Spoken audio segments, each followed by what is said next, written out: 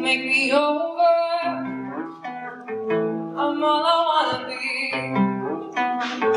Oh, our anxiety, pseudo-psychology. Hey, so glad you can make it, yeah. Now you really made it, hey. So glad you can make it now. So look at my face. My name is not a band.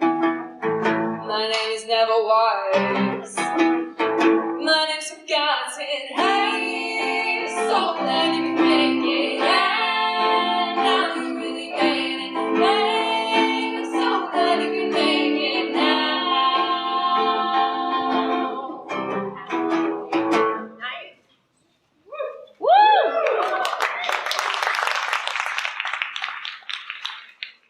Welcome to the CCHS Cafe. We hope you've gotten some coffee, cappuccino, or hot chocolate from our baristas over at the counter. Our open mic night will begin momentarily, hosted by our house band, The Revelers. But I just want to acknowledge that we have a larger crowd than usual. Maybe you came here via the Don Pedro fan page map. Yes, Don Pedro and his sister Don Jean got their start right here. That was, of course, before they broke up and joined boy band. You might not know how we do things here at the Scenic Cafe. First of all, I'm Leonardo, owner of this fine establishment, and this is my daughter here. We ask that you refrain from flash photography, crowd surfing, and mosh pits. Also, please turn off or silence your flip phones, Palm Pilots, pagers, and gigapets at this time. We hope you enjoy the show. My daughter will now open the night with prayer. Let's pray. Dear Lord, thank you for gathering us all here safely. And Lord, I pray you just put a special blessing over the show, calm all the nerves, and help us just to shine for you tonight, Lord. In your name we pray. Amen. Ladies and gentlemen, I present to you the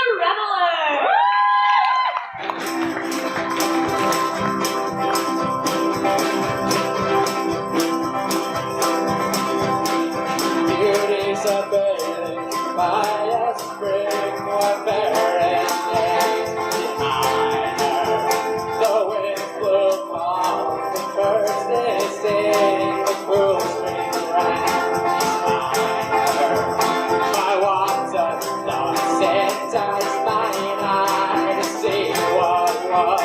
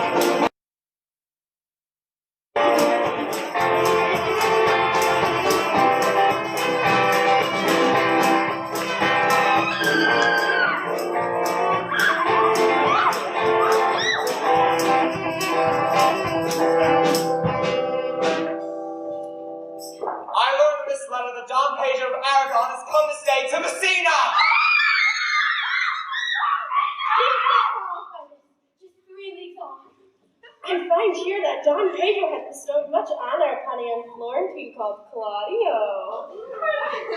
Much deserved on his part, and equally remembered by Don Pedro.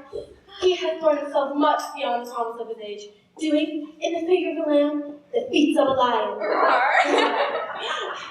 I pray you, is Signor Montanto returned from the tour or no? I don't know that name, lady. My cousin means Signor Benedict of Padua. Oh, he's returned as pleasant as he ever was. He has done good service, lady.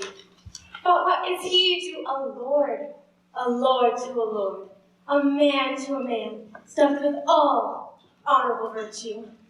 It is so indeed, for he is no less than a stuffed man. Oh, you must not mistake my niece. There is a kind of merry war between Signor Benedict and her. They never meet, but there's a skirmish of wits between them.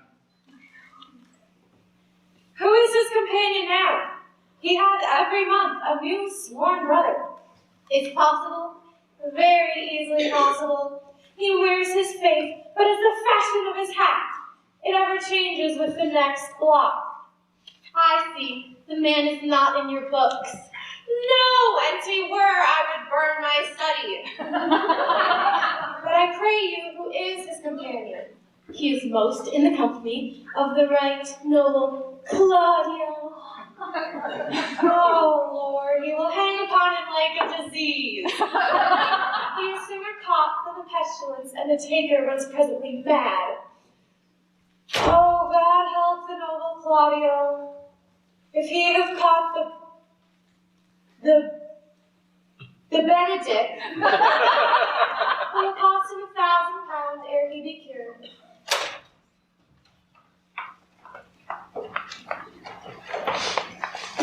It's time!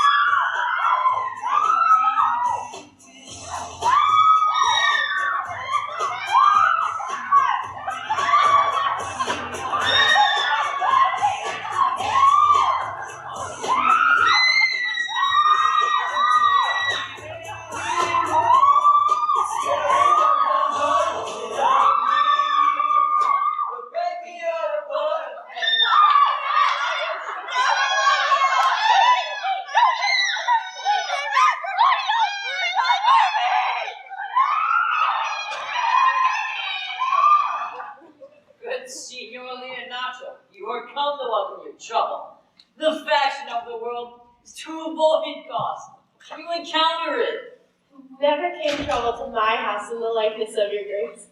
For trouble being gone, comfort should remain. When you depart, sorrow abides and happiness takes its leave. You embrace your charge too willingly. I think this is your daughter. Her mother hath many times told me so. Were you in doubt, sir, that you asked her? Signor Benedict, no! If Signor Leonato be her father, she would not have his head on her shoulders for all Messina as like him as she is. I wonder that you would still be talking, Signor Benedict. Nobody marks you. What? My dear Lady Disdain. Are you yet living? Is it possible Disdain should die while she hath such meat food to feed it as Signor Benedict? Courtesy itself must convert to disdain if you come into presence. Then is courtesy a turncoat? For it is certain I am loved of all ladies. Only you accept it. But I confide in my heart that I have not had a hard heart, for truly I love none. A dear happiness to women!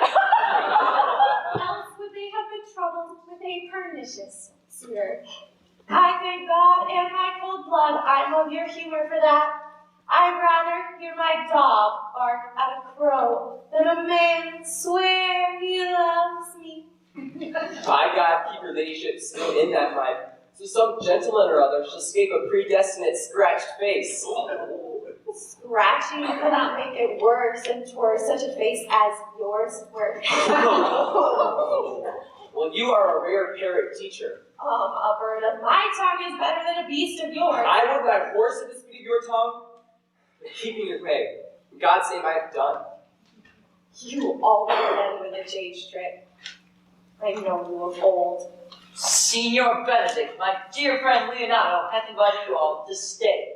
I tell him we shall stay here at least a month, and he heartily prays some occasion may detain us longer. Let me bid you welcome, my lady.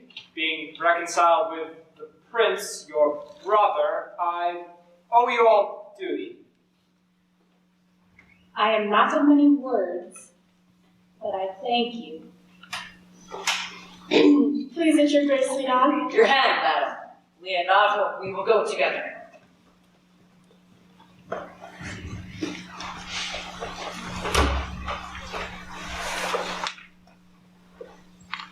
Benedict, didst thou know the daughter of Signor Leonardo?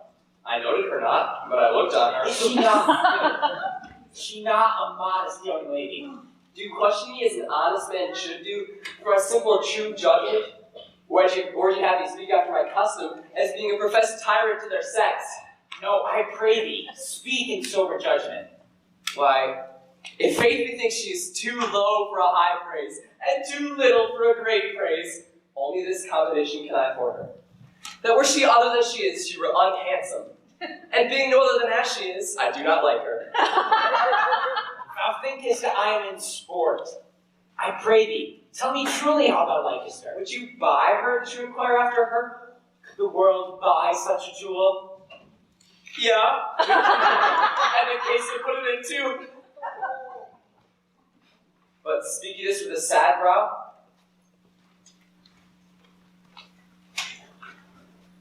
In mine eye, she is the sweetest lady I ever looked on. I can see without spectacles, and I see no such matter. There's her cousin, and she not possessed with a fury exceeds her as much in beauty as the first of May doth the last of December. But I hope you have no intent to turn husbands, have you?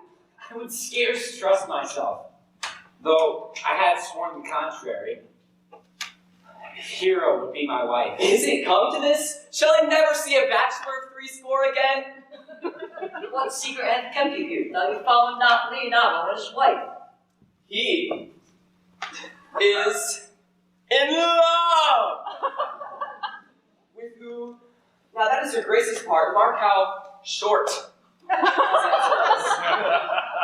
With Hero, Leonardo's short daughter. Amen, if you love her, for the lady is very well worthy. You speak this to fetch me, my lord? By my troth, I speak my thought. And in faith, Lord, I spoke mine. And by my two faiths and troth, my lord, I spoke mine. That I love her, I feel. And that she is worthy, I know. That I neither feel how she should be loved, nor know how she should be worthy, is the opinion that fire cannot melt out of me. I will die of it at the stake. Thou wast ever an obstinate heretic in the despite of beauty. That a woman conceived me, I give her thanks. That she brought me up, I likewise give her most humble thanks. But that I will hang my bugle for an invisible baldric, all women shall pardon me. I will live a bachelor. I shall see thee ere I die, look pale with love. With anger, with sickness, or with hunger, my lord, but never with love. Well, as time shall try. In due time the savage bull doth bear the yoke. The savage bull may, but if ever the sensible Benedict bear it, pluck out the bull's horns and plant them in my forehead. And let them be finely painted, and in such great letters as they write, here is a good horse to hire. Let them signify to my side, here you may see Benedict, the married man. Nay, Cupid hath not spent all of his quiver in Venice. Thou wilt quake shortly. I look for an earthquake too then. Hath Leonardo any son, my lord? No child but hero. She is his only heir. Dost thou affect her, Claudio? Oh, my lord. Now that true thoughts have gone and left their places vacant, in their rooms come thronging soft and delicate desires, all prompting me how fair young hero is, saying, I liked her ere I went on tour. Now would be like a lover, presently tiring the hero with a book of words. If thou dost love fair hero, cherish it, now break with her and her father, and thou shalt have her. I know we will have revelry tonight. I will assume thy part in some disguise, and tell fair hero, I am Claudio. Then in her bosom I will unclasp my heart with the force and strong encounter of my amorous tale. Then after, I'll break with her father, and in the conclusion, she shall be thine.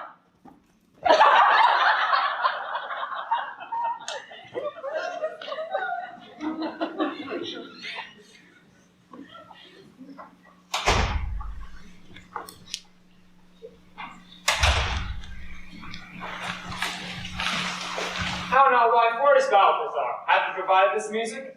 He's very busy about it.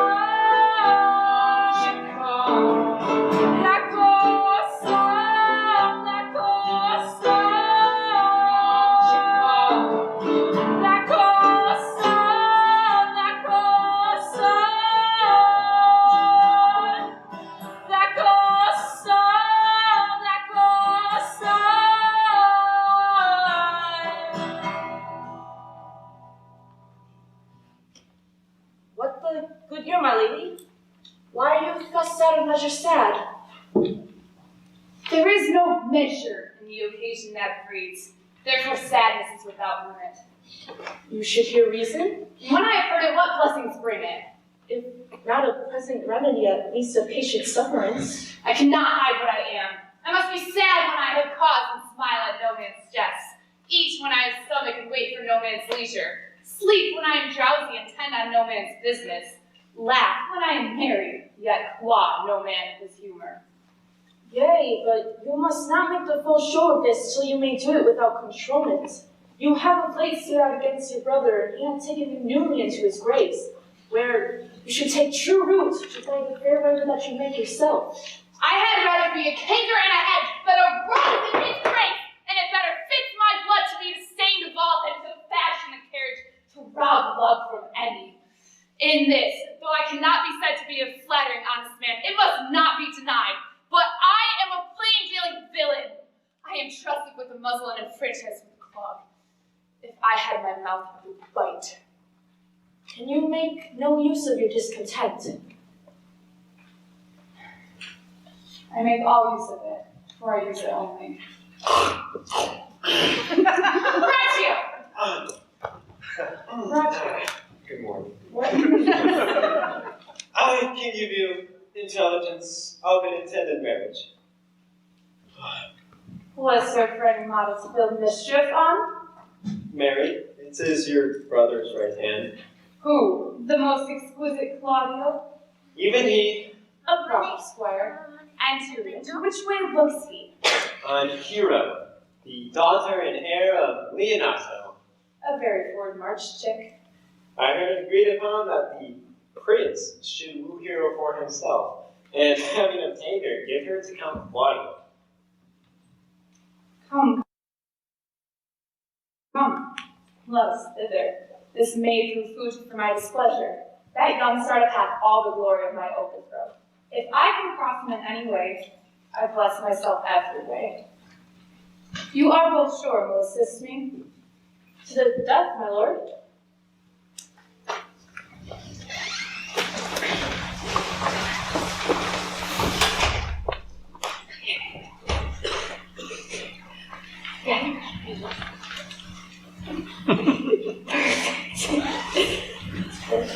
Was Count Jean not at supper?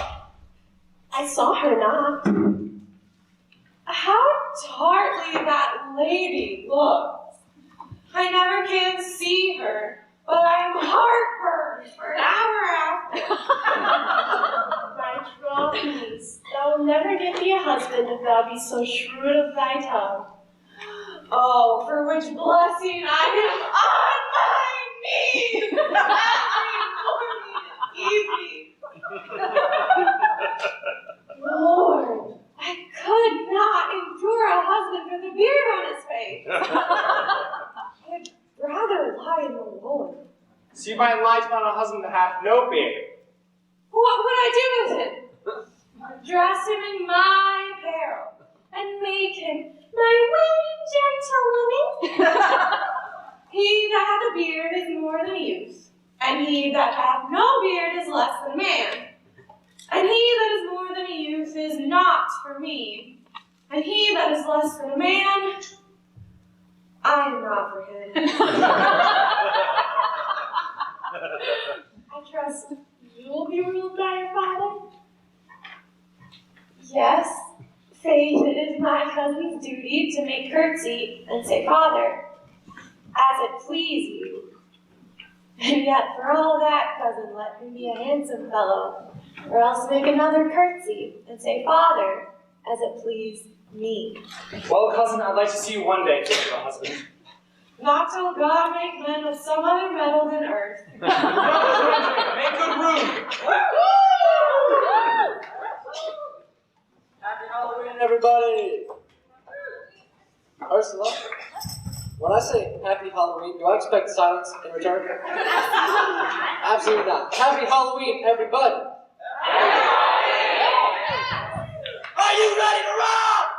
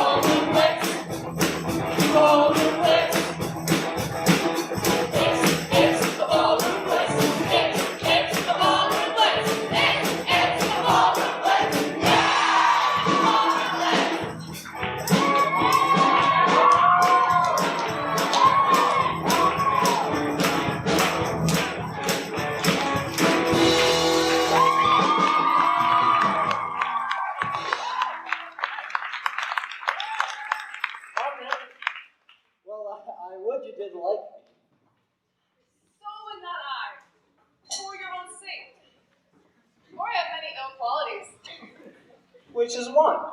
I say my prayers aloud. I would like you the better, and the hearers may cry amen. God, match me with the good dancer. Right about now, the funk soul brother. Check it out now. The funk soul brother. Right about now, the funk soul brother. Check it out now. The funk soul brother. Right about now, the funk soul brother. Check it out now. The funk soul brother. Right about now, the funk soul brother. Check it out now. The funk soul brother. Right about now, the funk soul brother. Check it out now. The funk soul brother. Right about now, the funk soul brother. Right about now. What's up? All right, right now we are going to do a song and a teaching. And we're practicing, so let's go.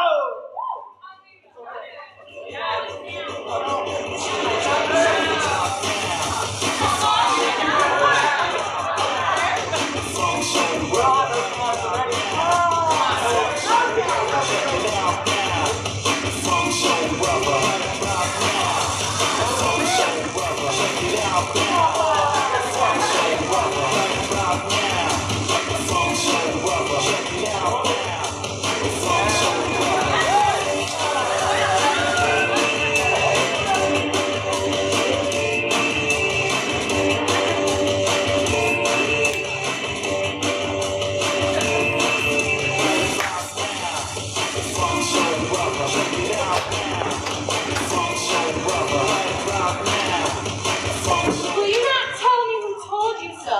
No, you shall pardon me. Nor will you tell me who you are? No. That I was disdainful, and that I had my good wit out of 100 merry tales. Well, this was Senior Benedict that said so. What's he? I'm sure you know him well enough. Not I, believe me. Did he never make you laugh? I pray you, what is he? Why, he is the Prince's jester, a very dull fool, none but libertines delight in him, for he both pleases men and angers them, and then they laugh at him and beat him. I'm sure he's in the fleet. I would he had boarded me. When I know the gentleman, I'll tell him what you said. Do.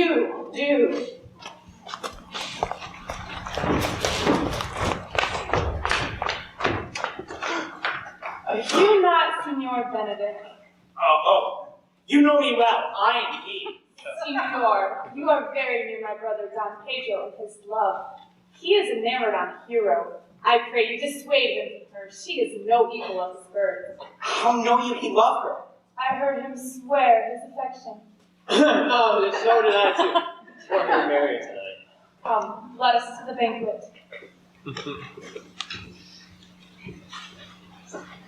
'Tis certain so.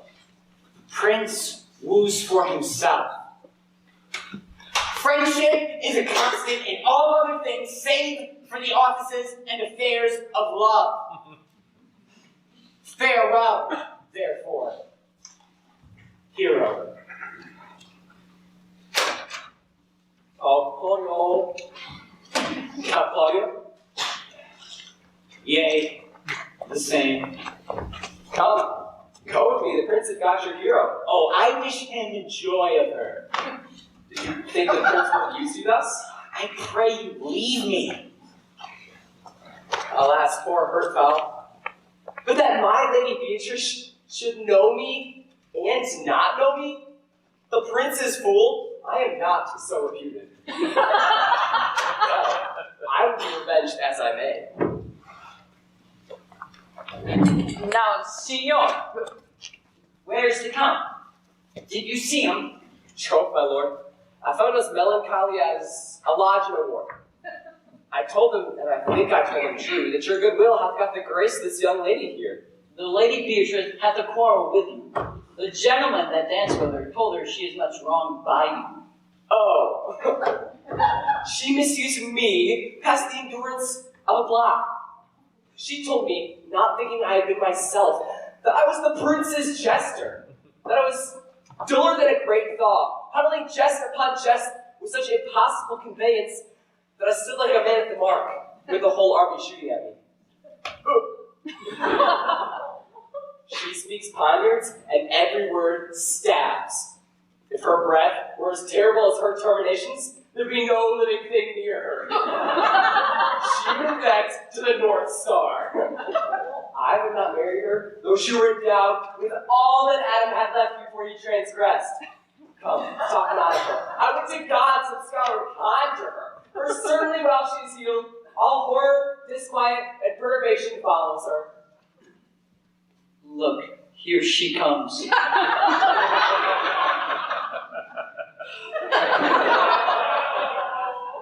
Will your grace command me any service to the world's end?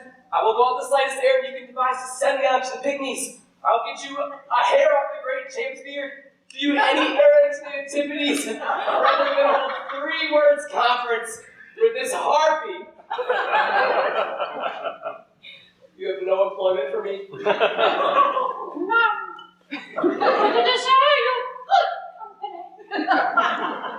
Oh God. Here's a dish I love not. I cannot endure my lady tongue. Come, lady, come. You have lost the heart of Signor Benedict. Indeed, my lord. He lent it me a while, and I gave him use for it. A double heart for a single one. Married, once before he wanted me with false dice. Therefore, your grace may well say I have lost it. You have put him down, lady. You have put him down. So I would not he should do me, my lord, lest I should prove the mother of fools. I have brought Count Claudio, whom he sent me to seek. Why, how now, Claudio? Wherefore are you sad? I'm not sad, my lord. How then, sick? Neither, my lord. The Count is neither sad, nor sick, nor merry, nor well, but civil, Count. Civil as an orange. And something of that jealous complexion. In faith, lady, I think your blazing to be true, though I'll be sworn by it. His conceit is false. Here, Claudio, I have wooed in thy name. Fair hero is won. Her father's goodwill obtained. Name the day of marriage, and God give thee joy. Count, take of me my daughter, and with her my fortune. Your grace has made the match, and all grace say amen to it.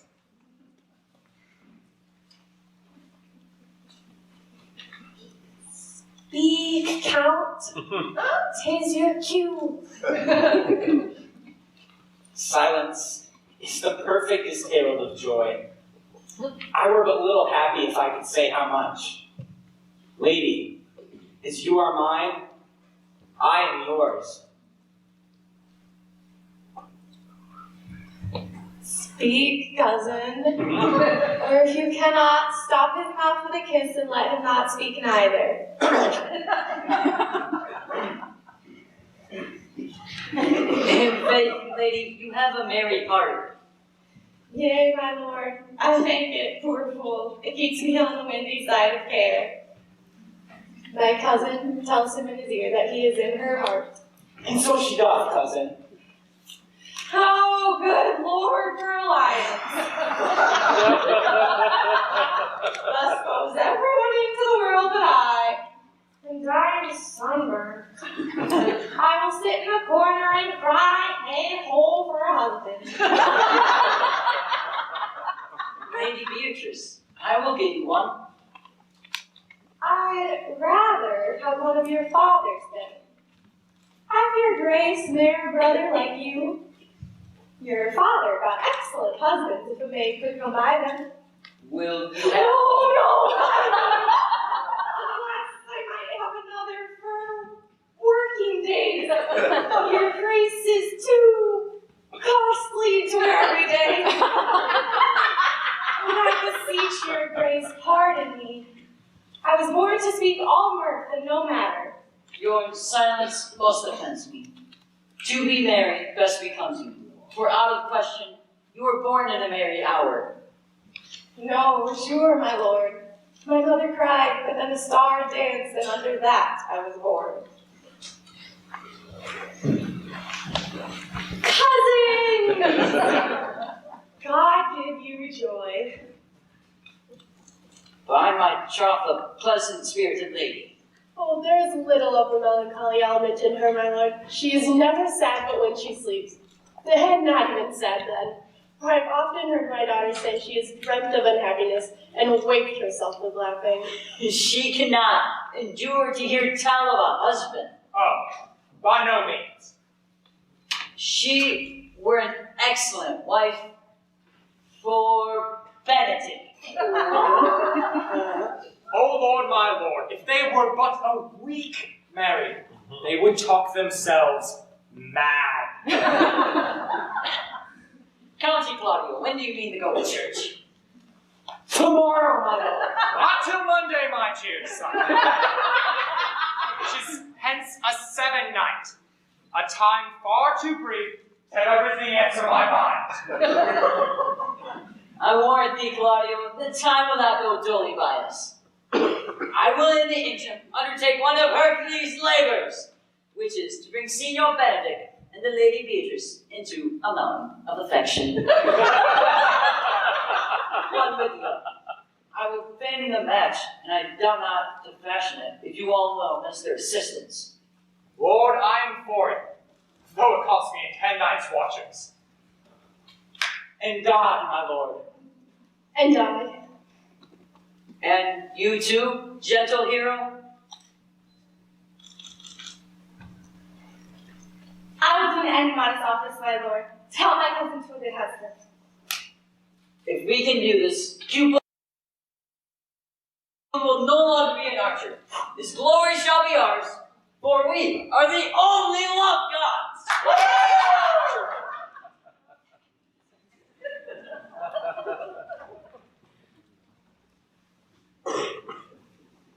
It is so. Count Claudio shall marry the daughter of Leonato.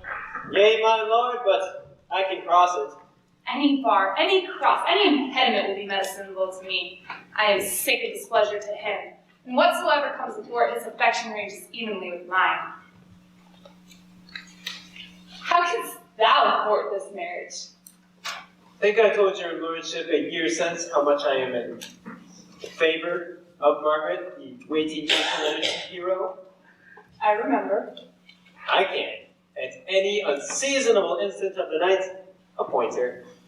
What life is in that, to be the death of this marriage? The poison of that lies in you to suffer. So go you, therefore, to the prince your brother, and spare not to tell him how he hath wronged his honor in marrying the renowned Claudio, whose estimation you mightily hold up to such a one as hero. What proof shall I make of that? Proof enough to misuse the prince, to vex Claudio, to undo hero, and to kill Leonato. Look you for any other issues?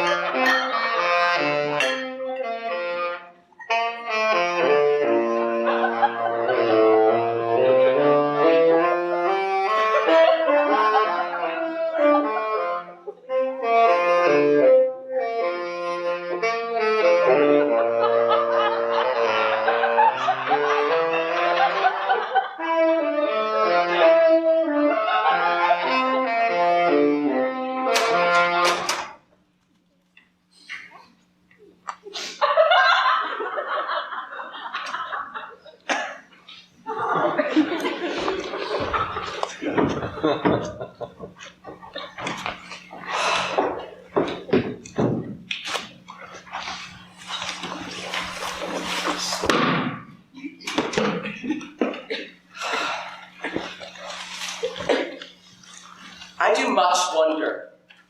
That one man, after seeing how much another man is a fool when he dedicates his behaviors to love, will, after he had laughed at such shallow follies in others, become the argument of his own scorn by falling in love.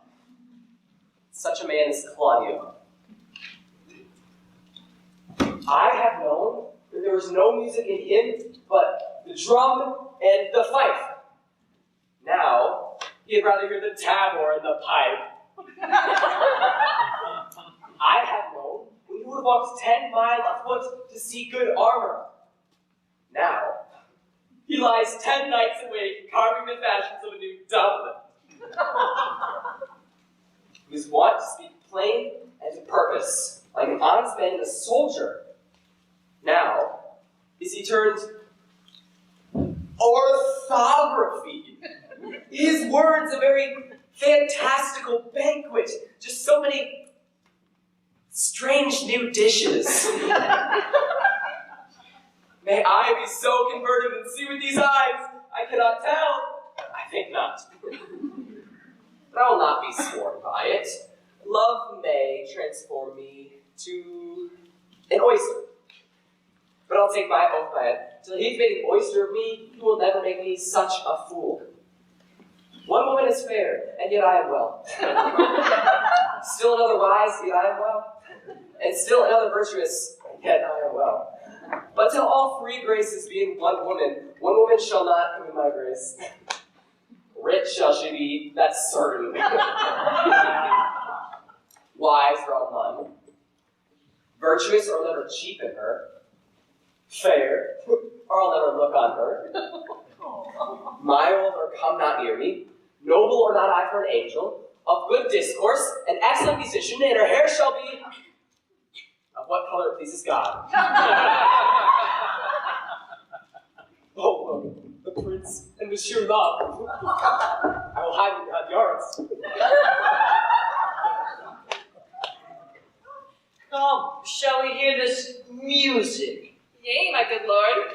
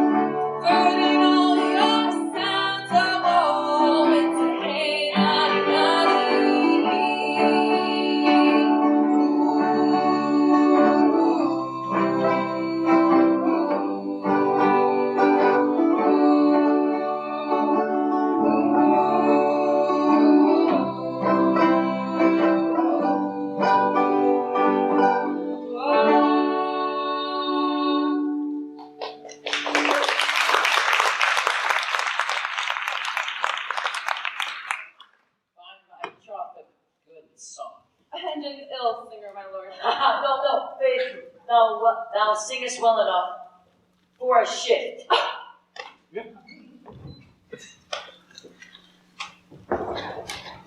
Come hither, Leonato. What was it you told me of today? That your niece, Beatrice, is in love with Signor Benedict.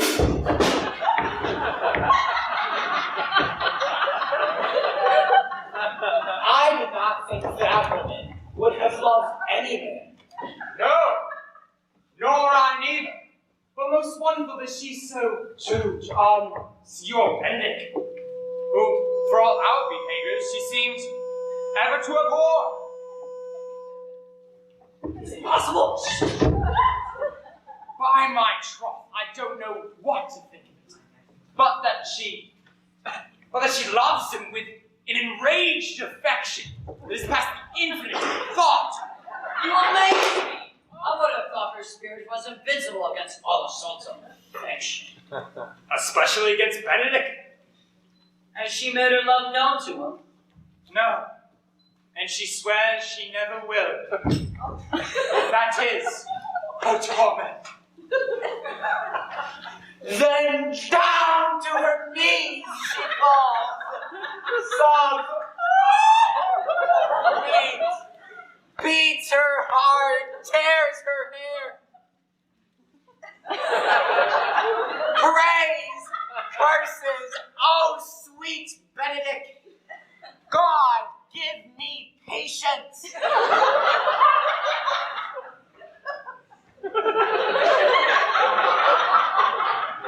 I pray you tell Benedict of it and hear what he was saying.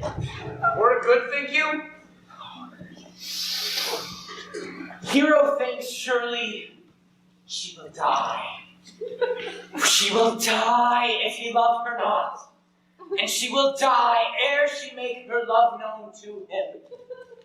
And she will die if he woo her.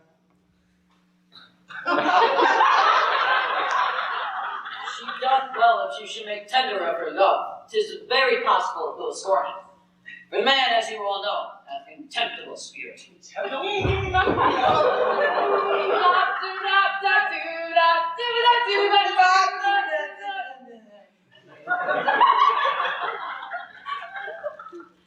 Well, I'm sorry for your niece. I love Benedict well, and I wish he could so modestly examine himself to see how unworthy he is so good a lady. My lords, will you walk? Dinner is ready.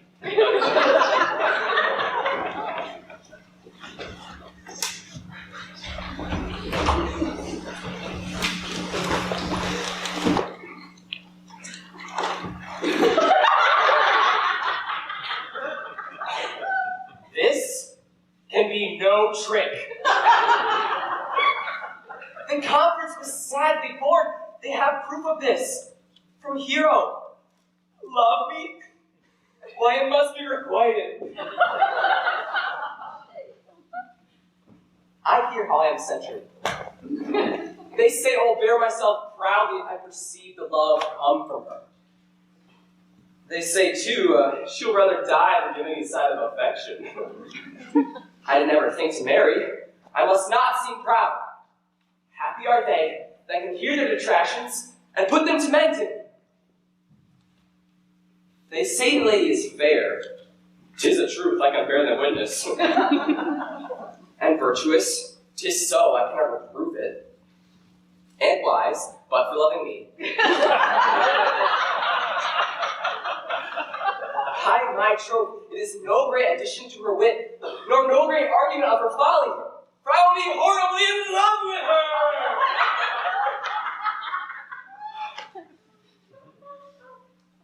I may perchance have some odd quirks or remnants of wit broken on me because I've railed so long against marriage.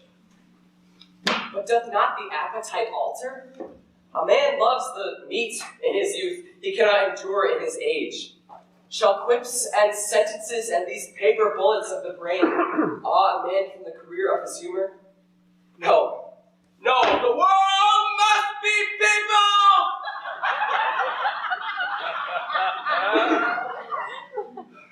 When I said I would die a bachelor, I did not think I would live till I were married. No.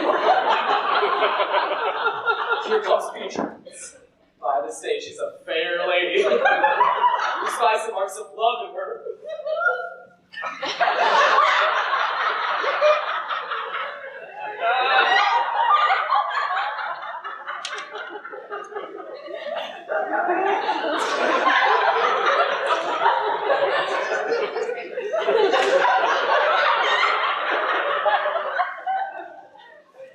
Against my will, I am sent to bid you come in to dinner. Sweet Beatrice, I thank you for your pains.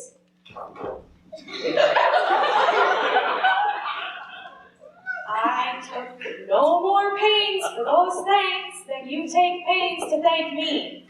If it had been painful, I would not have come. You take pleasure then in the message? Yea, Signor, just so much as you may take upon a knife's point. You have no stomach, Signor? Fare you well.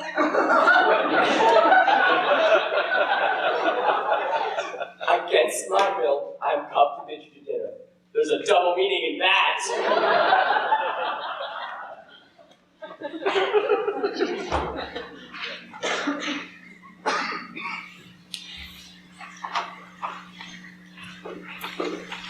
Now truly, Ursula, she is too disdainful. Her spirit is as wild and coy as hares on the rock. But are you sure? Are you sure Benedict was Beatrice so entirely? So says Don Pedro, my neutral lord. And did they bid you tell her of it? They did entreat me to acquaint her of it, but I persuaded them, if they loved Benedict, to wish him rest with affection, and to never let Beatrice know of it.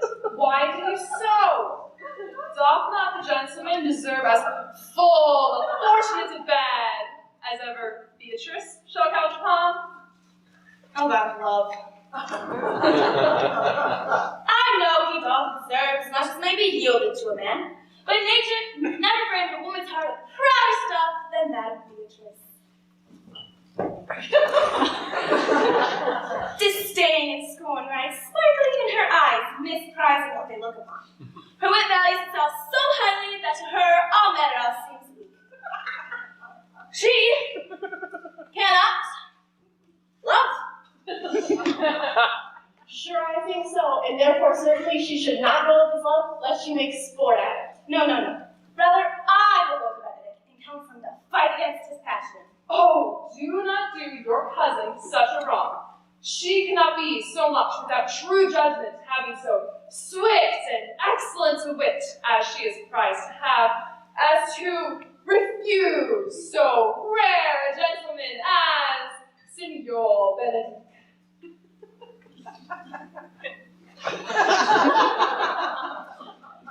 He is the only man of Italy. Always excepted my dear Claudio, of course. Come, go in. I'll help out counsel on which is the best to furnish me for tomorrow.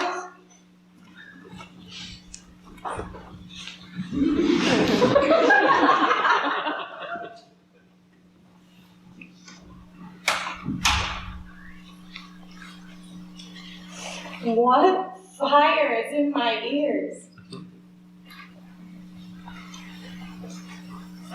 Can this be true? Stand I condemned her pride and scorn so much? Contempt, farewell, and maiden pride adieu. No glory stands behind the back of such.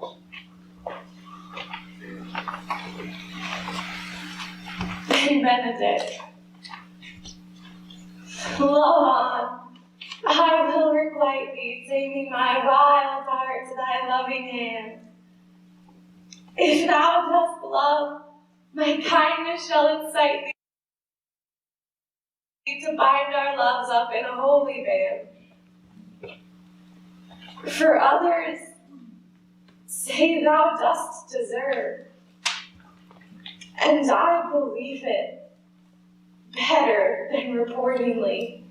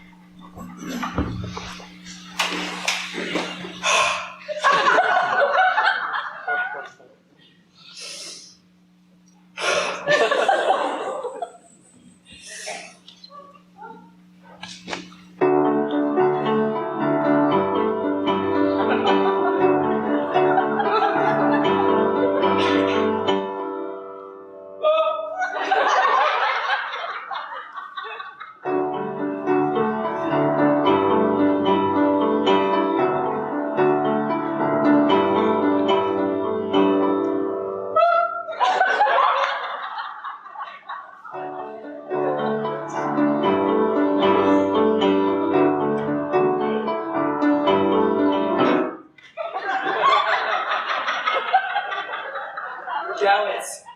I am not as I have been. So methinks you are sadder. I hope he be in love.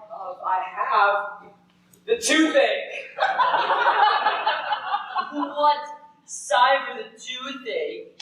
Everyone can master grief, but he that hasn't. If he be not in love, there is no believing old signs. Indeed, that tells a heavy tale for him. Conclude. He is in love. Old man, walk beside me. That's the 8 or 9 wise words these hobby horses must not hear. I might like to break with him about Beatrice. 'Tis even so.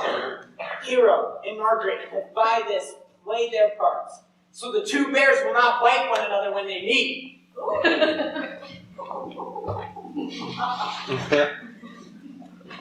My dear brother, God save you. Good day, sister. If your leisure served, I would speak with you. In private? If it please you. Yes, how Claudio may hear.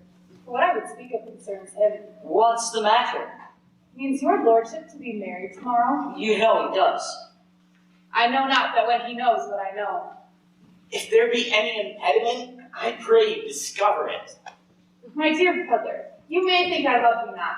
Let that appear hereafter, and aim better at me by that I now will manifest. Why? What's the matter? The lady is disloyal. Who? Hero?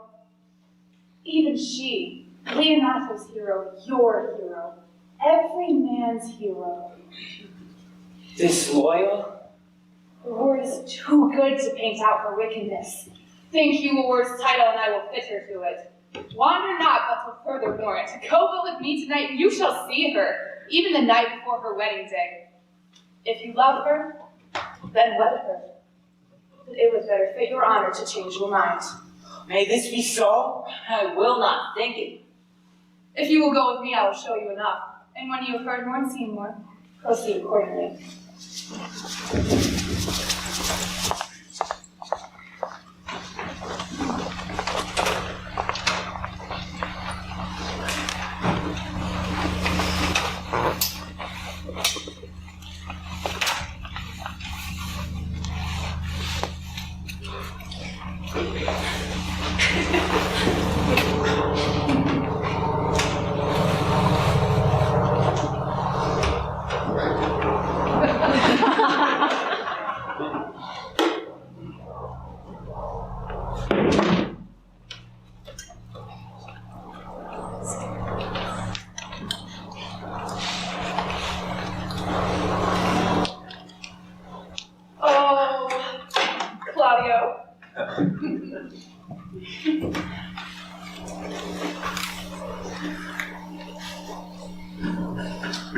Oh, hero.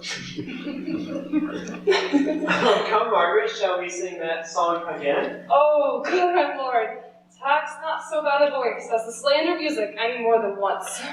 It is still the witness of excellency that she should put a strange face on her own perfections. I pray thee sing and let me woo no more. Because you talk of wooing, I will sing.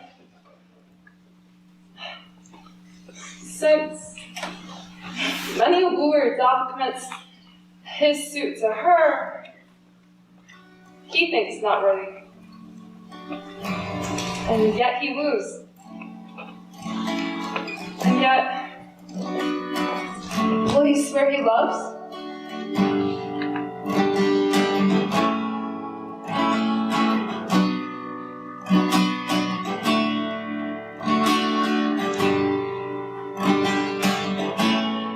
I'm not a pretty girl. That is not what I do.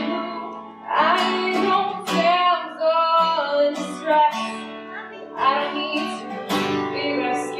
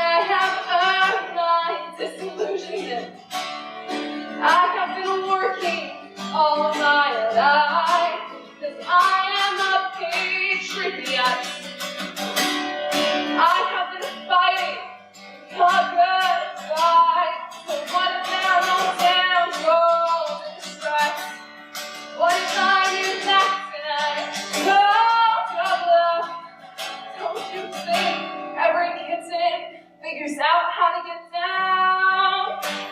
Whether or not you ever show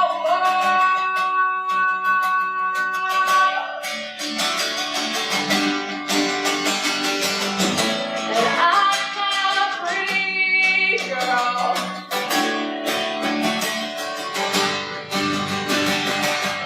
I don't want to be a free girl.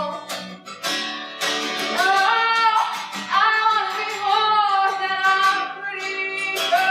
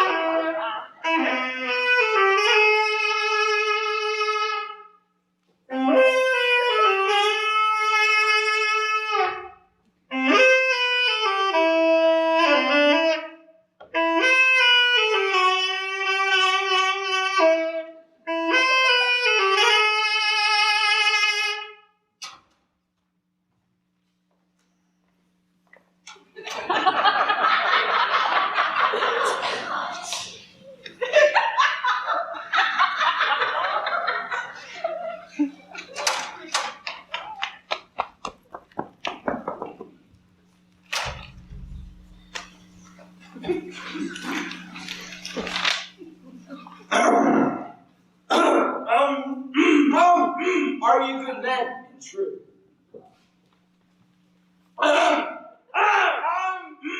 Are you good men and true?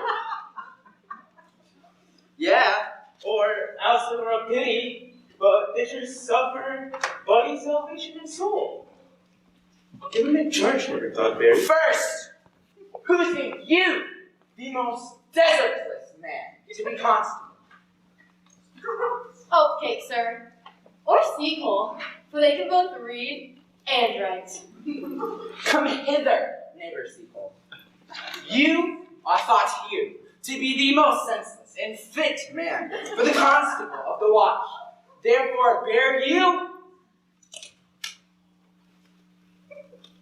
the lantern. This is your charge. You shall comprehend all vagabond men. You are to bid any man stand in the princess.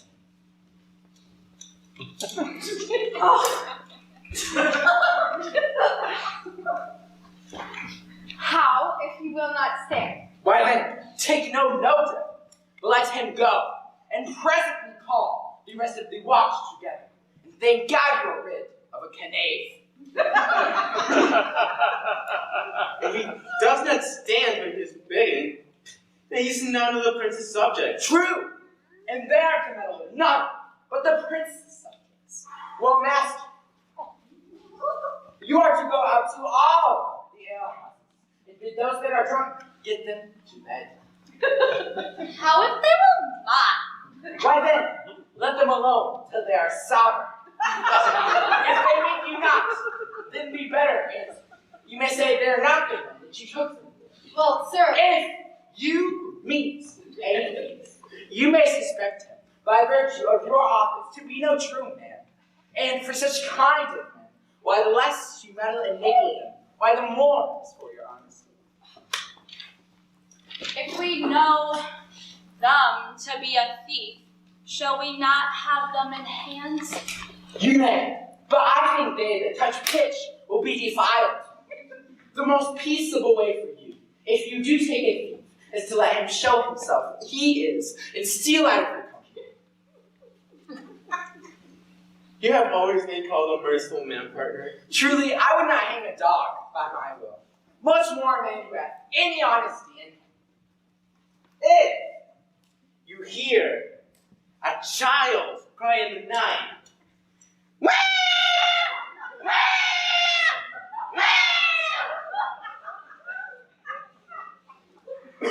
you must call to the nurse and tell her to still it.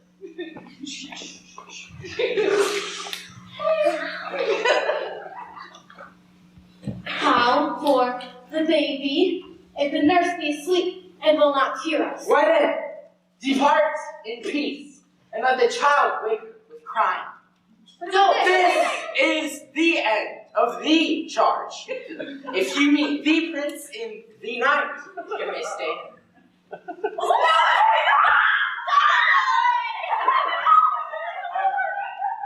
Very thing cannot marry, not without the prince be willing. For indeed, the watch ought to offend no man, and it is an offense to stay a man against his will. Now that, I think it be so. Well, my good night. And if there be any matter of weight chances, call up me. Adieu! Be vigilant! I beseech you. Well, masters, we hear our charge. Let us go sit on the bench till 2, and then all to bed.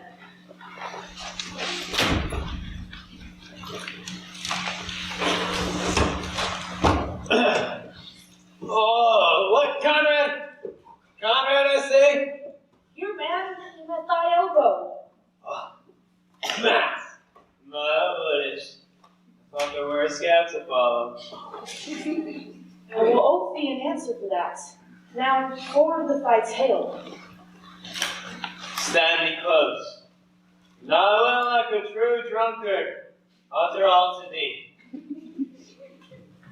Therefore, I have heard of Don Jean, 1,000 ducats. Is it possible any villainy should be so dear? I have tonight wooed Margaret, the Lady Hero's gentlewoman, by the name of Hero.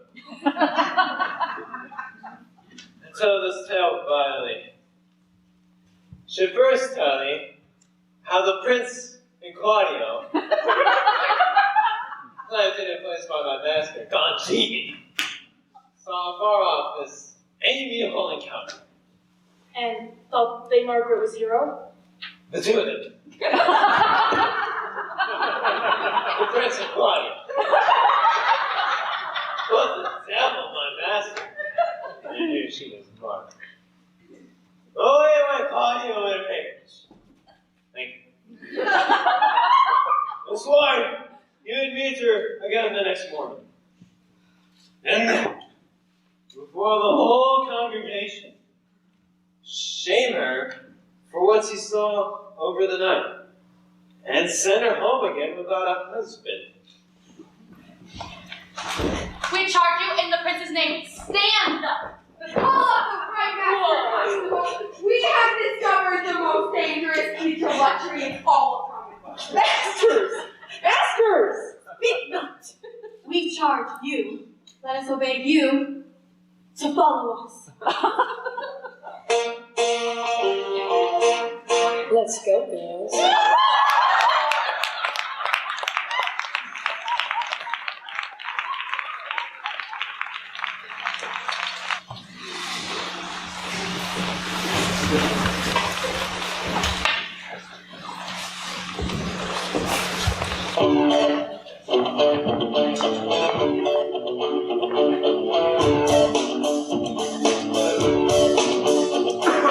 Take this pink ribbon off my eyes. I'm exposed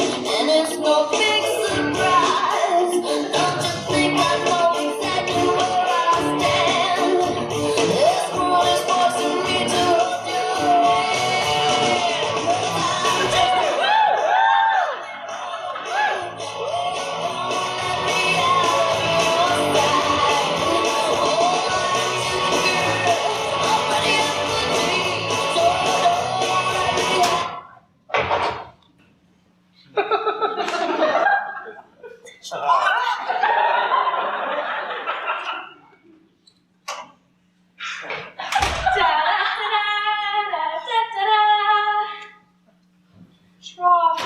I think your other gown were better.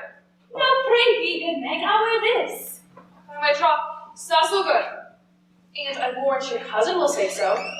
My cousin's a fool. No, ours mother. I'll wear none of this. Good morrow, cuz. Good morrow, sweet hero. Why, how now do you speak in a sick tune? I'm all out of mother too, methinks. It is almost 5. Just time to ready. Why, my troth, I am exceedingly ill. For a hawk, a horse, or a husband. These gloves the cat sent me, they're excellent perfume. I'm stuffed, cousin, I cannot smell. A maid and stuffed. There's goodly catching a cold. Hi, my troth, I am sick. We get you some of this Cardus Benedictus. And lay it on your heart. It's the only thing for a fall. Benedictus. Why, Benedictus? You have some moral in this Benedictus. No. Moral? No, by my troth, I have no moral meaning in it. I meant plain holy thistle. There thou prickest her with a thistle. Not a withdraw. The prince, the count, senior Benedict, Don Jean, and all the gallants of the town come.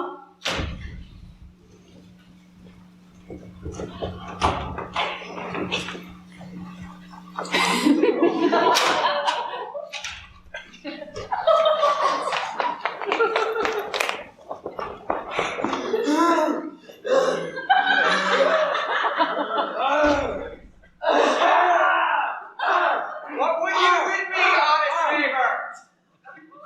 Mary, sir, I would have some confidence with you that discerns you nearly. Brief, I pray, for it is a busy time with me. Mary, this is it, sir. Yes, in truth it is, sir. What is it, my good friends? Verges, sir, speaks little of the matter. His wits are not as blunt as, God help, I would desire they were me. But, in faith, honest is the skin between his brows. I think I am as honest as any man living. Comparisons are odorous. Neighbors, you are tedious. It pleases your worship to say so, sir. But we're the poor Duke's officers. I would fain to know what it has to do with me. Mary, sir, our lives tonight, except in your worship's presence, have taken a couple of errant slaves as Emmy and Lucille. A good old answer. He will be talking. God help us. Well said, neighbor Burgess. When 2 men ride on a horse, one must ride on the behind. I'm listening. A word, sir. Our watch have indeed comprehended 2 auspicious persons. We would have them this morning examined before your worship. Take the examination yourself and bring it to me. I am in great haste, as it may appear unto you. It shall be sufficient. Take some coffee. There you go. Go, good partner, go. We are not for examinations.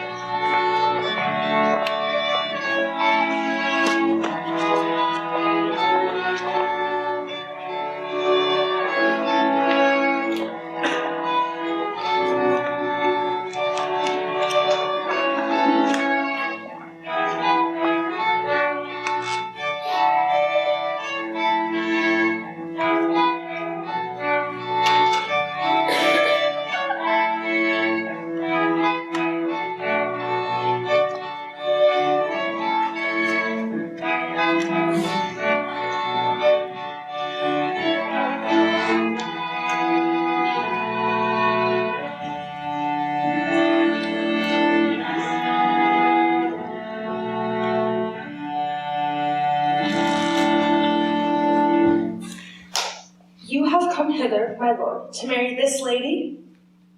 No. To be married to her, Reverend. You come to marry her.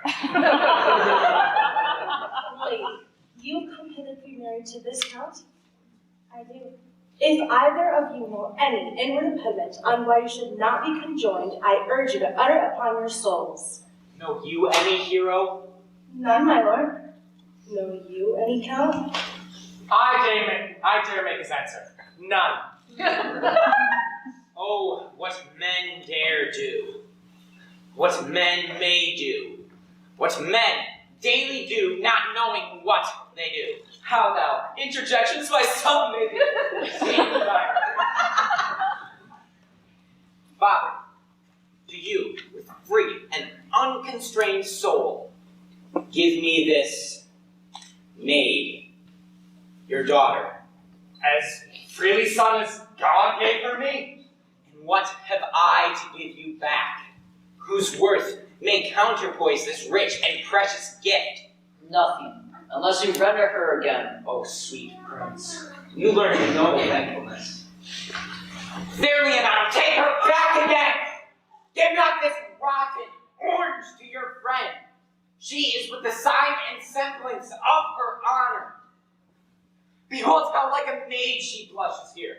Would not you swear, all you that see her, that she were a maid by these exterior shows? She is none. She knows the heat of a luxurious bed.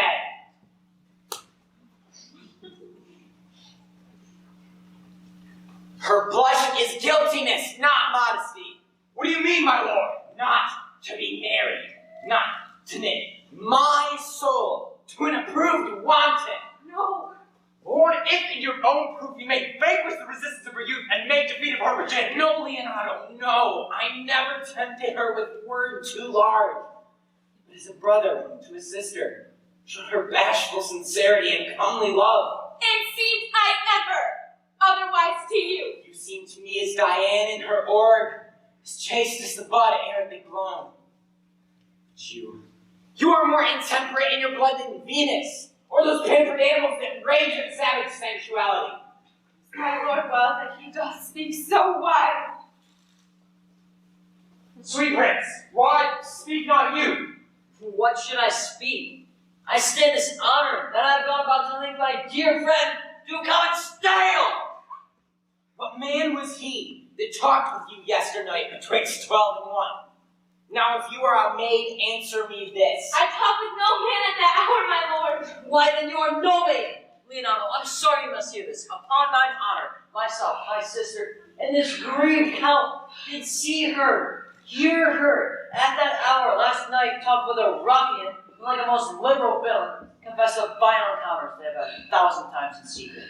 Fie, they're not to be named, my lord, not to be spoke of. There's not enough chastity in language but to utter offense to them. Thus, pretty lady, I am sorry for thy much misgovernment. O hero, what a hero hast thou been! If half of thy outward graces had been placed about the thoughts and the counsels of thy heart. But fare thee well, most foul, most fair. Hath no man's dagger here point for me? How now, cousin? Wherefore sink you down? Come, let us go. These things come thus to light. Smother her spirits up. How doth the lady? Dead, I think. Help! Uncle! Oh, Hero. Why, Hero? Senor Benedict. O fate, take away thy heavy hand. Death were the fairest cover for a shame that might be wished for. How now, cousin?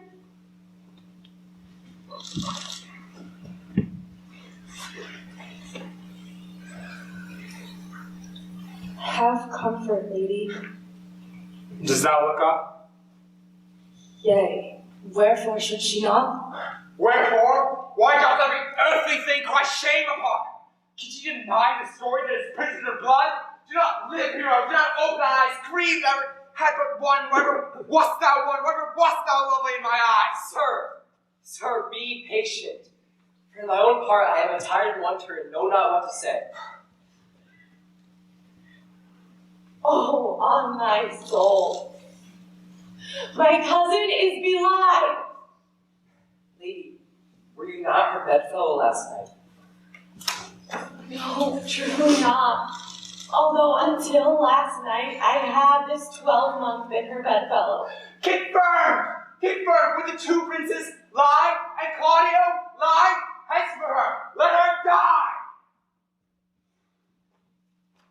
Lady, what man is he you are accused of? They know that to accuse me. I know none. There is some strange misprison in the princes. Two of them have the very bent of honor. If their wisdoms be misled in this, it lies in Don Jean, whose spirits toil in frank civilities. If they wrong her honor, the proud Saddam shall hear of it. Pause a while, and let my counsel sway you in this case. For your daughter, the princess left for dead. Let her be kept a while, secretly, inside, and publish it that she is dead indeed. What shall become of this? When Claudio shall hear that upon his word she is died, the idea of her life shall sweetly creep into the study of his imagination, and every organ of her lovely life shall come more apparelled in more precious habit, more moving, gentle, and full of life into the eye, into the prospect of his soul. Then shall he mourn and wish he had not so accused her. Sir Leonardo, let the Reverend advise you. Being that I flow in grief, the smallest twine may leave me. Come, lady, die to live. This wedding is but perhaps prolonged.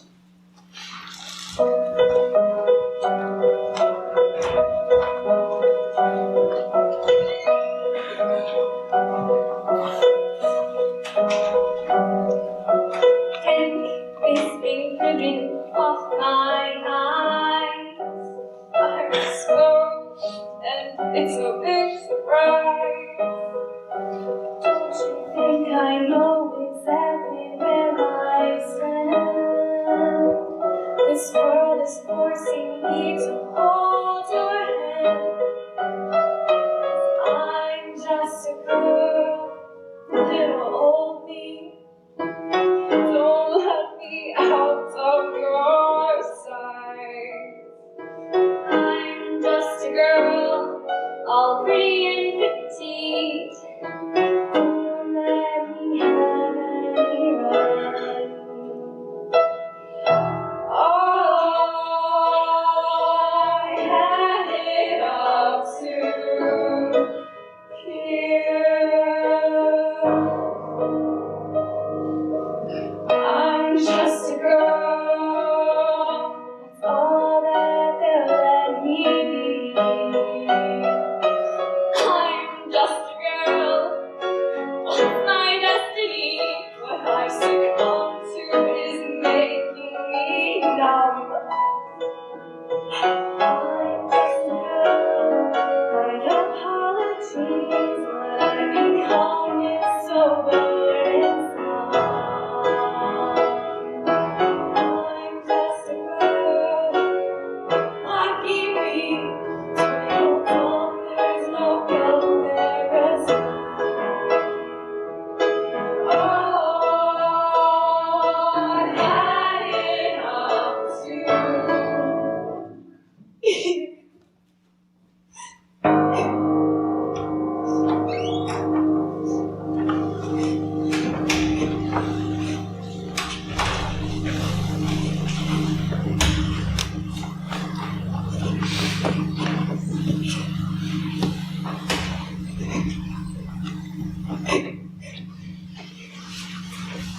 Lady Beatrice, have you wept all this while? Yea, I will weep a while longer. I will not desire that. You have no reason, I do it freely. Surely I do believe your fair cousin is wrong. How much might the man deserve of me who would write her? Is there any way to show such friendship? A very even way, but no such friend. May a man do it? It is a man's office, but not yours. I do love nothing in the world so well as you. Is not that strange? As strange as a thing I know not. It were as possible for me to say, I loved nothing so much as you, but believe me not. And yet I lie not.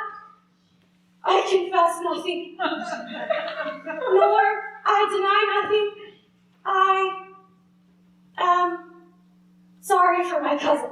By my sword, Beatrice, thou lovest me. Do not swear and eat it. I will swear by that you love me, and I will make him eat it that says I love not you. Will you not eat your word? With no sauce that can be devised. I protest I love thee. Why then, God forbid? What offense, sweet Beatrice? You have stayed me in a happy hour. I was about to protest that I love you. Do it with all that heart. I love you with so much of my heart that none is left to protest.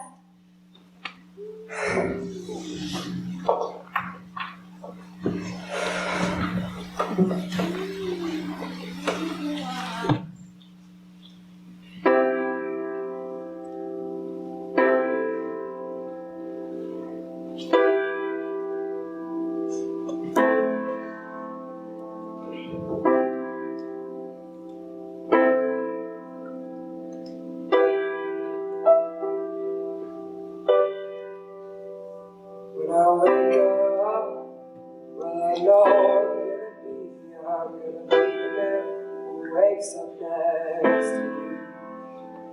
When I go out, well I know I'm gonna be the man who goes along with you. When I come home, well I know I'm gonna be the man who's coming home to you. When I'm dreaming, well I know I'm gonna be the man who's dreaming about you. But I would walk 500 miles, and I would walk 500 more, just to be the man who walked 1,000 miles to fall down at your door. But I would walk 500 miles, and I would walk 500 more, just to be the man who walked 1,000 miles to fall down at your door.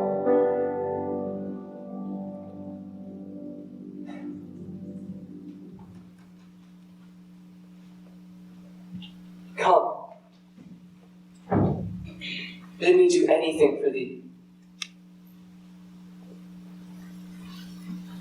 Kill Claudio. Not for the wide world. You kill me to deny it. Farewell. Tarry, sweet Beatrice. I am gone. Though I am here, there is no love in you. Nay, I pray you let me go. Beatrice. In faith, I will go. We'll be friends first. You dare easier be friends with me than fight with my enemy. Is Claudio thine enemy? Is he not a brute and a villain that has slandered, scourged, dishonored my kinswoman? Oh, that I were man. What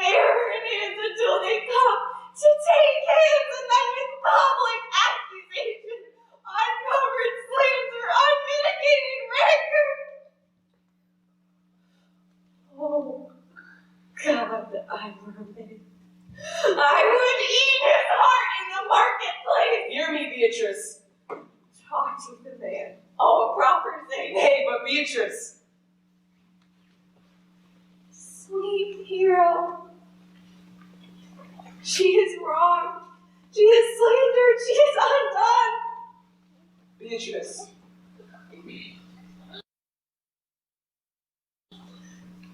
Oh, that I were a man for his sake. Or that I had any friend who would be a man for my sake. I cannot be a man with wishing, therefore I will die a woman with grieving. By this hand I love thee. Use it for my love some other way than swearing by it. Think you in your soul, Count Claudio hath wronged Tiro? As sure as I have a thought or a soul. Enough. I am engaged. I will challenge you.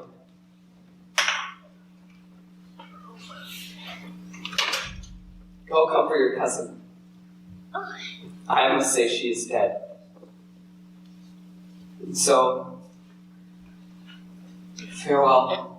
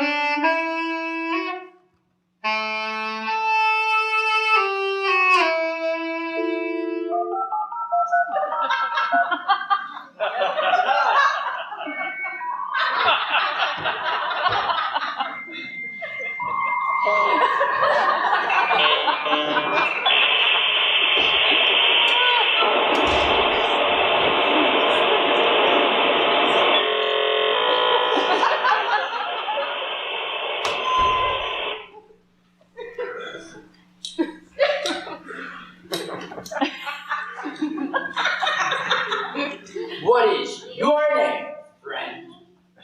Horatio. Pray, write down. Boracchio. Your Sarah. My name is Conrad. Master, do you serve God? Hope? Write down that they hope they serve God, and write God first. For God to defend, for God to go before such villains. Masters, it is proven already that you are little better than false names. I'll say so for yourselves. Marry, sir, we say we are none. A marvelous, witty fellow, I assure you. But I will go about with him. A word in your ears, sir. I say to you, you are false names. Have you written down that they are none? Master Constable, you're not going to examine. You must call forth the watch that are their accusers. Yea, Mary, that is the ethicist way.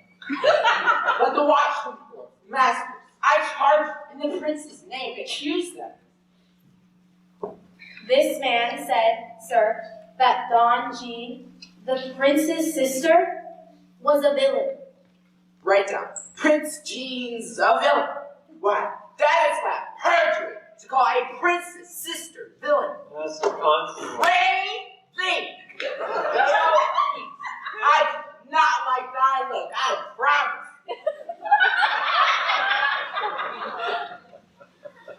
What were you in sales?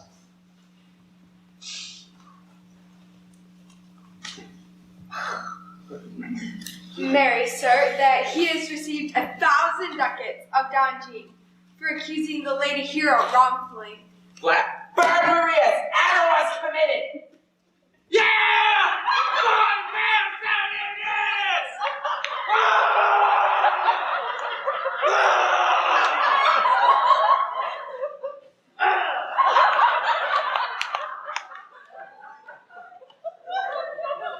Oh, Bill, that will be condemned into everlasting redemption.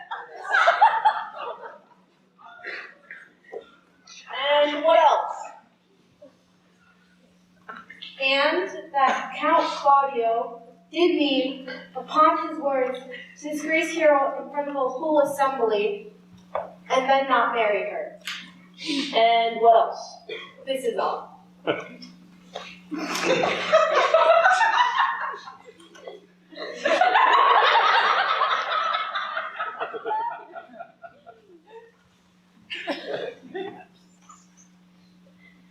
And this is more, masters, than you can deny.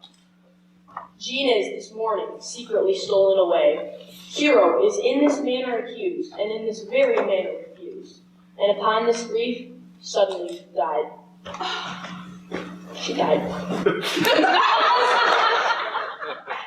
Master Constable, let these men be bound, brought to Leonardo. I will go forth and show him their examination.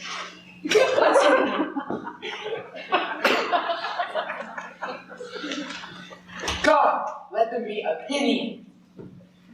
Yeah, let them be opinion. Oh, coxcomb! God's my life. Where's the sex? Let him write down the princess, officer, cox. Away! Combine with them, not violent. You are an ass! You are an ass! Dost thou not suspect my place? Dost thou not suspect my years? Only he were here to write me down ass. But master, remember that I am an ass. Though I not be written down, yet forget now that I am ass. Thou Philip, thou art full of piety, as shall be proven upon by good witness. I don't know why it's in which is more, an officer. In which is more, a household.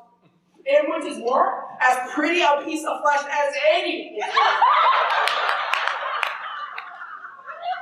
One that know the law, go to. And rich fellow enough, go to. And a fellow that hath had blossoms, and one that hath had 2 gowns, and everything handsome about him. Oh, that I have been written down. Ass.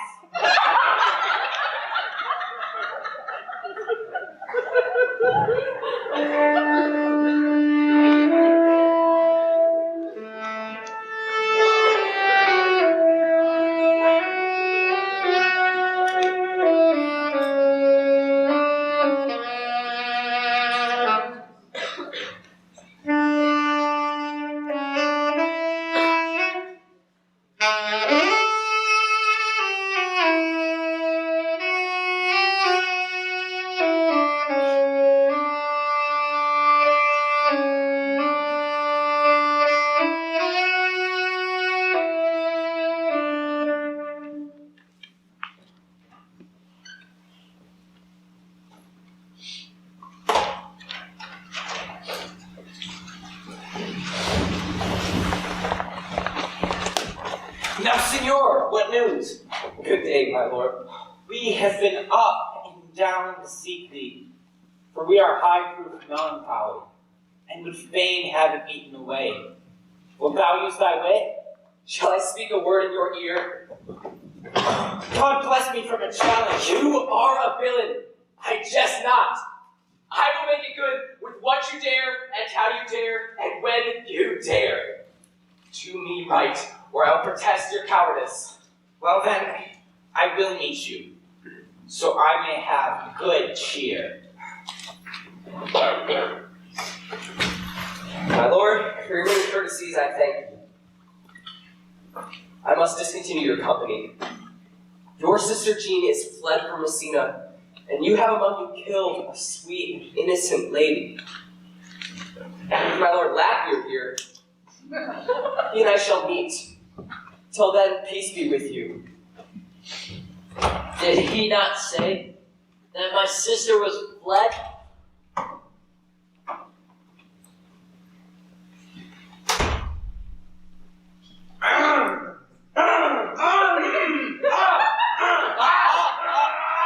Officers, what offense have these men made? First, they have committed false report. Moreover, they have spoken untrue. Secondarily, they are slanderers. Sixth, and lastly, they have lied late. Thirdly, they have terrorized. And to conclude, they are lying knaves. This learned constable is too cunning to be understood. What is your offense? I have deceived even your very eyes. What your wisdoms cannot discover, these shallow fools have brought to light. How your sister incensed me to slander the lady hero. How you saw me court Margaret in hero's garments. And how you disgraced her when you should have married her. In my ability to have upon record, which I would rather seal with my death than be over against my shame. Runs not this speech like iron through your blood? I have drunk poison whilst he uttered it. Go. Bring away the weapons. Masters, do not forget to specify when time and place shall serve that I am ass. Which of these is a villain? So when I see another man like him, I may abhor him. Which of these is he? You would know you're wrong or look on me. Art thou the villain that with thy breath hast killed my innocent child? Even I alone. No, not so, villain. Here stand a pair of honorable men. A third is fled by the hand. I thank you, princess. My daughter's death. 'Twas bravely done, if you could think you of. I know not how to pray your patience, yet I must speak. Choose your revenge yourself. Impose on me whatever penance your invention can lay upon my sin. Yet sinned I not, but in mistaking. By my soul, nor I. I cannot bid you my daughter to live. That were impossible. But I pray you possess the people of Messina and hear how innocent she died. Hang her at the tap. Sing to her bones. Sing it tonight. And tomorrow morning come you, but since you couldn't be my son-in-law, be at my nephew. My brother hath a daughter, whose a copy of the child is dead. She alone is the heir to both of us. Give her the honor you should have given her cousin, and so dies my revenge. I do embrace your offer and dispose henceforth of poor Claudio. This foul man shall be brought face to face with Margaret, who I believe was packed in all this wrong. Hired to it by your sister. No! By my soul she was not, nor knew not what she did when she spoke to me, but has always been just and virtuous in anything I do know about her.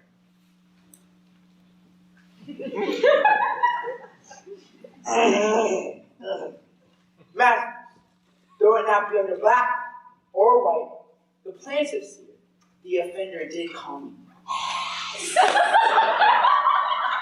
I beseech you, let it be remembered in her punishment. I thank you for your care and honest pains. God keep your worship.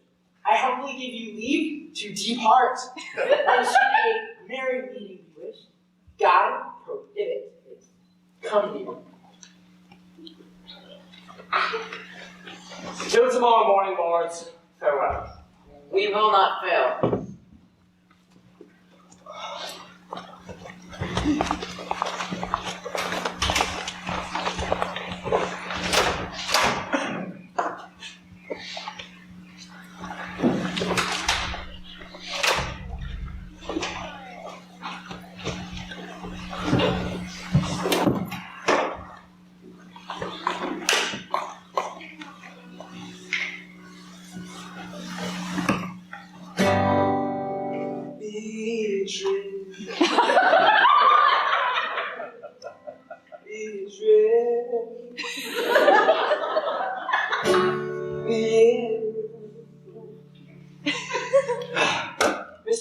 Margaret, deserve well at my hands by helping me to the speech of Beatrice.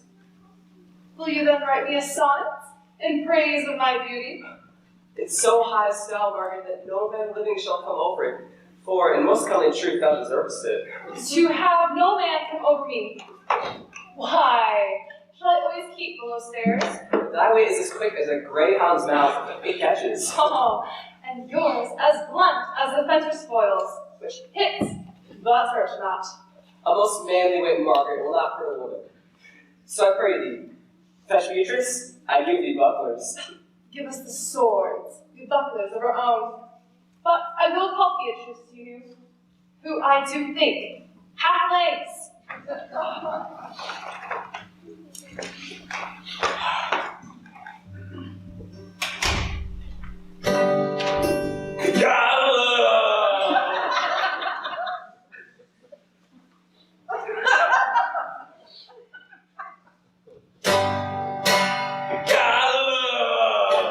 Sits above and knows me, yeah, knows me, how pitiful I deserve.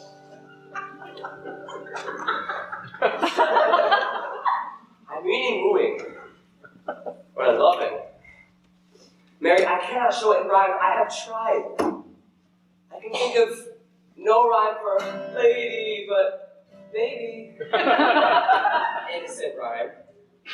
No rhyme for scorn, but horn. A hard rhyme. And no rhyme for school, but fool.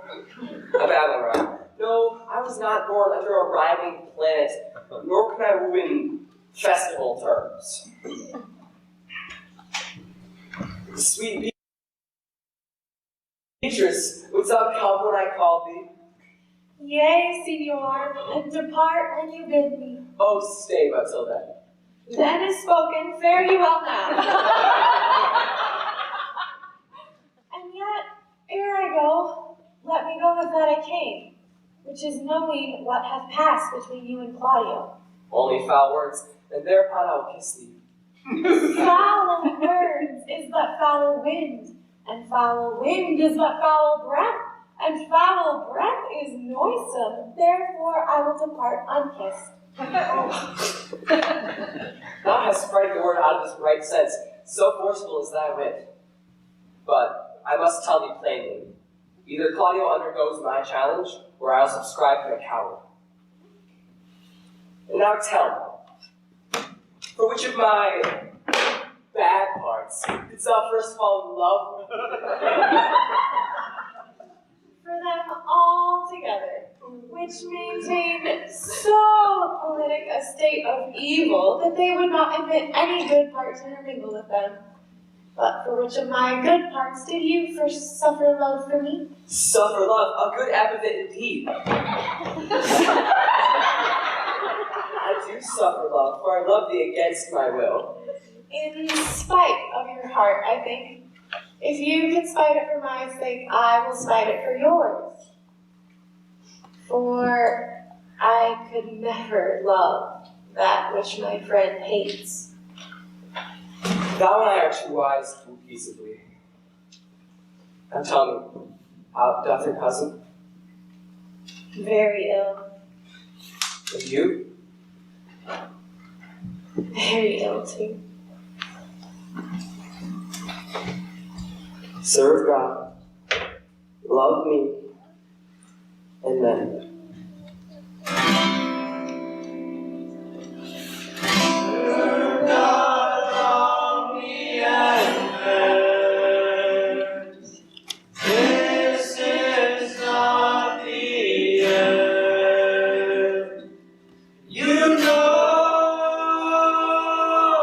me. You know me. Madam, you must come to your uncle. It's proven my lady hero hath been falsely accused. The Prince and Claudio might be accused, and Don Jean, the author of this all. She's blood and gone. Will you come presently? Will you come here, this new Signor? I will live in thy heart, die in thy lap, and be buried in thine eyes. Moreover, I will go with thee.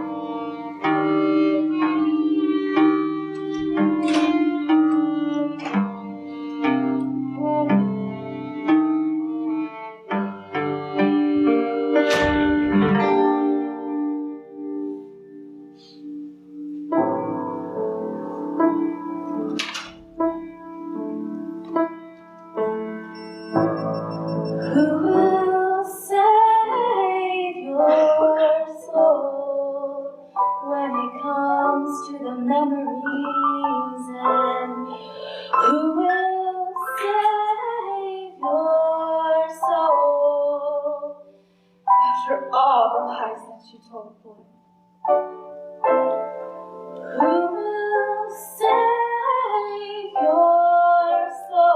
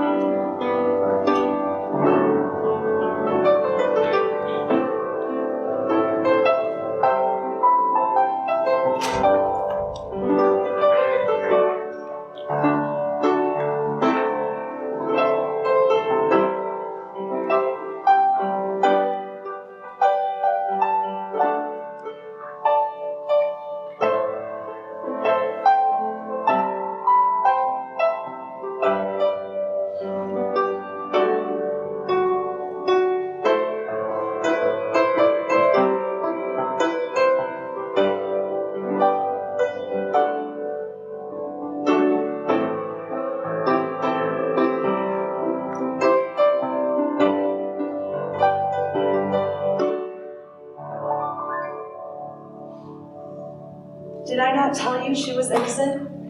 So are the Prince and Claudia, who accused Claudia that you were debating. But Margaret had some hands. Although, against her will. The true course, all question. Well, I'm just glad all things sorted so well. Reverend, I must entreat your pains, I think. To do what, Seymour? To buy me or undo me, one of them. Truth it is, Signor Leonardo, I do believe your niece regards me with an eye of favor. The sight whereof I think you got from me, from Claudio, and from the Prince. Well, what is your will? Your answer is enigmatical, for my will is but your good will. I may stand with us in this day, to be conjoined in a state of honorable marriage. In which you represent us in future pains. Good morrow to this fair assembly. Good morrow, Prince. Good morrow, Claudio. Are you yet determined to marry my brother's daughter? I'll hold my mind. Come. Is the Reverend ready?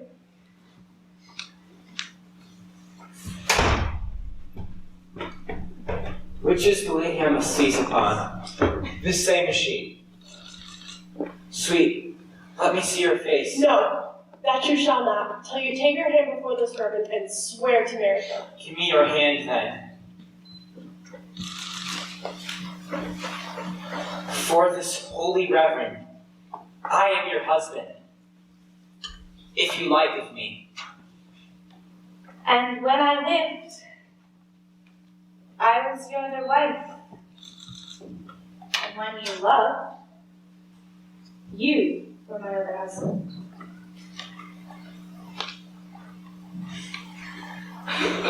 Another hero.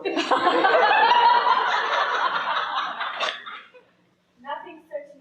One hero died before, but I live, and truly as I live, I am a maid. The former hero? Hero that is dead? She died, my lord, but whilst her slander lived. All of this amazement can I qualify for when after the holy rites are ended, I will tell you largely of hero's death. Meantime, let wonder seem familiar, and to the chapel let us presently. Soft and fair reverend. Which is Beatrice?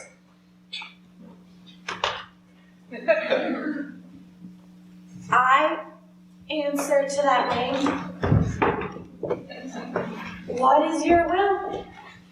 Do you not love me? Why, no! No more than reason. Why, then, the prince and your uncle and Claudia were much deceived. They swore you did. Do not you love me? So, no more than reason.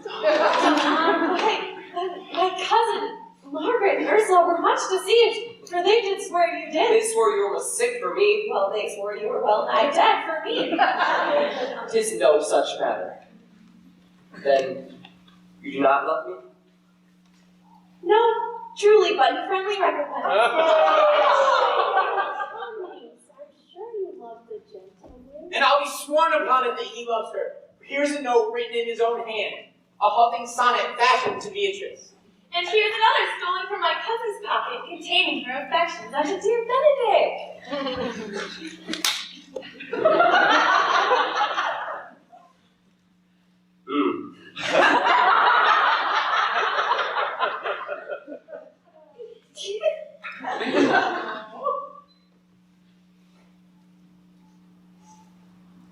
A miracle.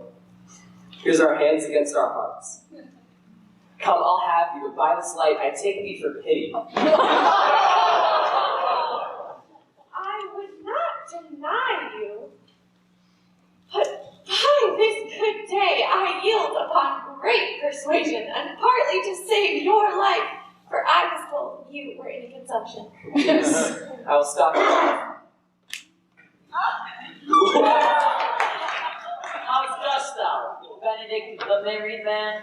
I'll tell thee what, Prince, a college of whipcrackers cannot flout me out of my humor. Thinkest thou I care for a satire or an epigram?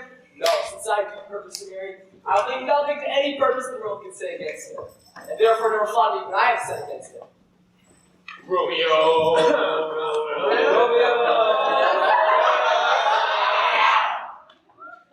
Her man is a giddy thing, and this is my conclusion. What was Kitty? And man is a giddy thing. Old man is a giddy thing. Old man is a giddy thing. Old man is a giddy thing.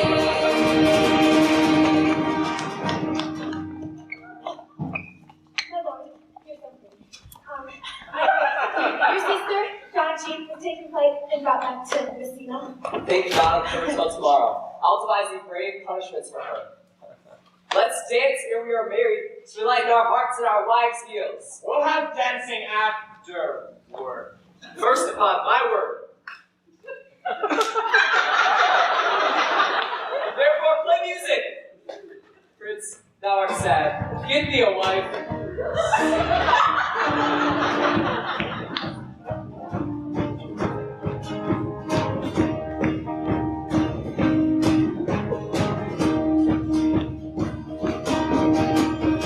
Love will not betray, just stay on the same.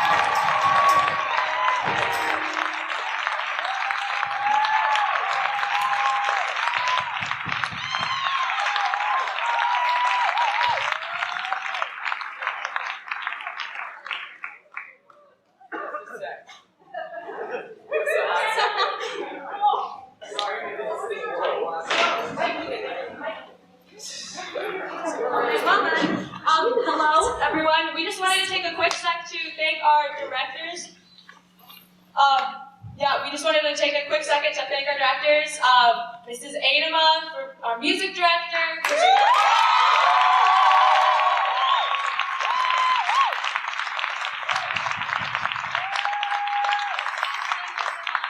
Our assistant director.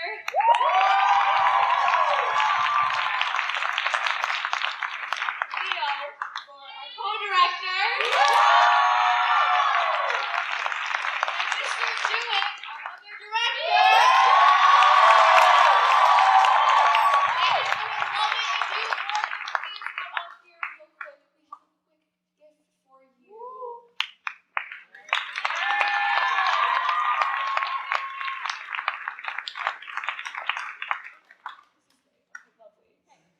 Okay, Mrs. Adama, we would thank you for all the countless hours you put in doing music and helping organizing and orchestrating that.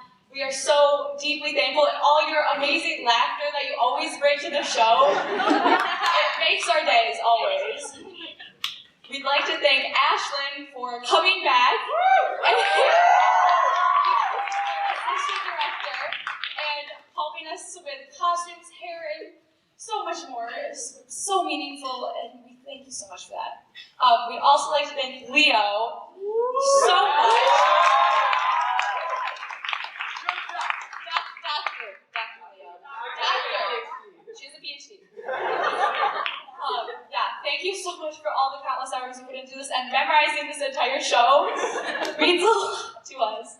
And thank you, Mr. Jewett, so much for being a wonderful, wonderful director.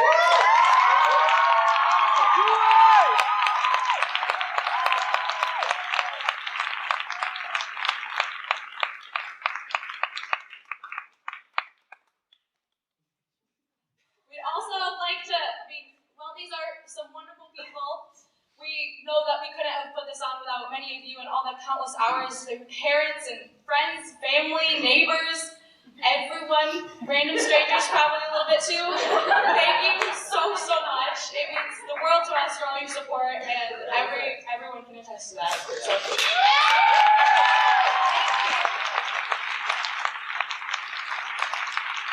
Also, we just like to call up crew real quick. So, crew, can you?